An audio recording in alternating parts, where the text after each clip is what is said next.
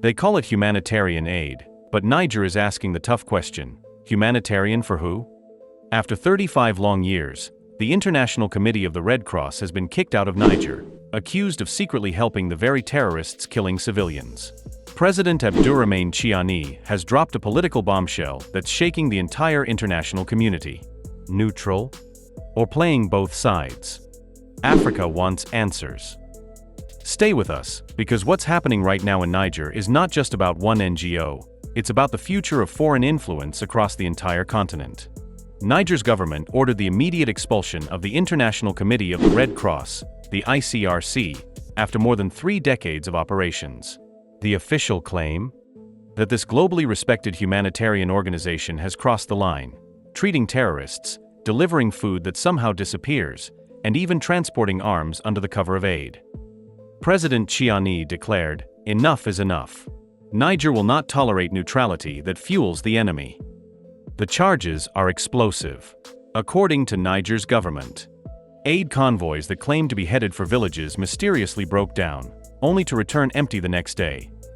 Medical supplies and food were allegedly diverted to insurgent strongholds. And most shocking, allegations of Red Cross staff maintaining contact with terrorist leaders, all while waving the flag of neutrality. Nigerian officials go further, suggesting that the ICRC wasn't just helping the wounded but was possibly gathering intelligence, information on troop movement, border security, and local governance. If true, this wouldn't just be humanitarian work gone wrong. It would be espionage under a white flag. But here's the million-dollar question: how have terrorist groups in the Sahel managed to sustain themselves for over 15 years? These aren't ragtag fighters. They show up with hard currency, brand new weapons, and international training. Who funds them? Who equips them? And why is it that whenever Africa begins to assert independence, insurgencies mysteriously intensify? This is why Tiani's move is so symbolic. Niger is saying what many African nations whisper, that so-called humanitarian actors may be serving foreign agendas. Niger is not standing alone. Remember Mali in 2022, Burkina Faso in 2023, and Guinea more recently? All expelled or restricted foreign NGOs accused of meddling. Together, these countries are building a new narrative: Africa first, foreign interference last. This defiance is part of a rising Pan-African wave. Leaders like Captain Ibrahim Traoré in Burkina Faso have already accused NGOs of being shields for espionage.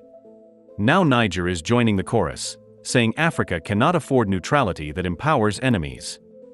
Of course, the fallout is massive. Western governments are expressing concern, warning that without the Red Cross, humanitarian needs may worsen. The Red Cross itself denies all allegations, insisting, "We are strictly humanitarian. We do not engage with armed groups." But ask yourself, if these organizations are truly neutral, why do so many African governments, one after another, reach the same conclusion? Are they all wrong? Or is there a hidden pattern we're just starting to uncover? At the heart of this controversy is sovereignty. Niger's decision is not only about the Red Cross. It's about who controls Africa's future. For decades, foreign NGOs entered with little oversight, operating freely, beyond accountability. But those days are ending. This is a moment of reckoning. As President Tiani made clear, Niger will no longer accept outsiders who pretend to help while fueling chaos. This decision is a warning shot to every NGO in Africa. Your presence will be questioned, your actions scrutinized, and your neutrality challenged. So now the world is watching. Was Niger right to expel the Red Cross? Or is this a dangerous move that could worsen humanitarian crises? One thing is clear: Africa is changing. The age of blind trust in foreign organizations is over. A new era of self-determination is rising across the Sahel and beyond. This story is not just about Niger. It's about Africa's fight for dignity, sovereignty, and truth in a world full of hidden agendas. If you believe Africa deserves the full story, subscribe now to Avalanche Facts. Don't just watch, be part of the conversation. Because what happens in Niger today could redefine Africa tomorrow.